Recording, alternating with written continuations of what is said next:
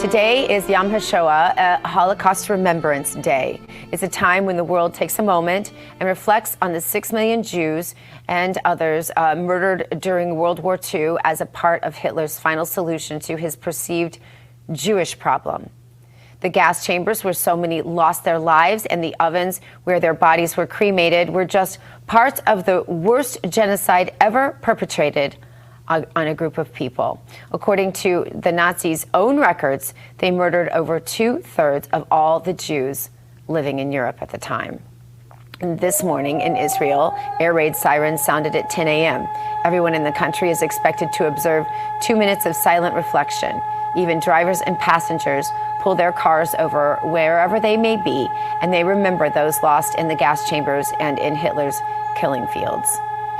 As America watches the Jew hatred being bantered across college campuses and in the wake of all that happened on October 7th, how do we mourn the loss of so many people? How can we honor their legacy? And how can we ensure that the Holocaust is not forgotten and anti-Semitism and Holocaust denial continues to grow like a cancer in the midst of all of this? Joining us now with perspective is historian Dan McMillan. He's the author of How Could This Happen? Explaining the Holocaust.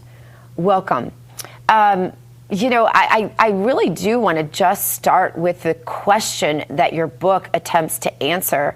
I haven't had the privilege of reading it. I won't pretend like I have, but I think it is the number one. I'd love to read it. I think it is the number one question that honestly, it's the reason I majored in psychology. I wanted to understand how that happened in our history.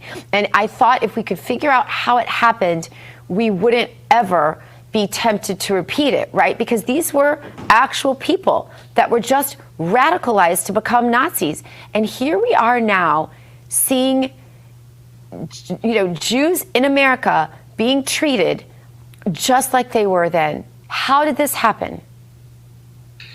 Well, if you wanted to tell the whole story, all the things led up to it, you drown in the details. And I think that's why my fellow historians, all of us, have done a lousy job of explaining it, and why very few people really feel they understand why it happened. On the other hand, the most important thing to know by far can be simply stated, and that is simply this, that the men who did this, we're talking about 200,000 or so German and Austrian men, did it because they saw no reason not to do it, because the ruling class of our most advanced society, for a number of reasons, concluded that an individual human life has no intrinsic value whatsoever.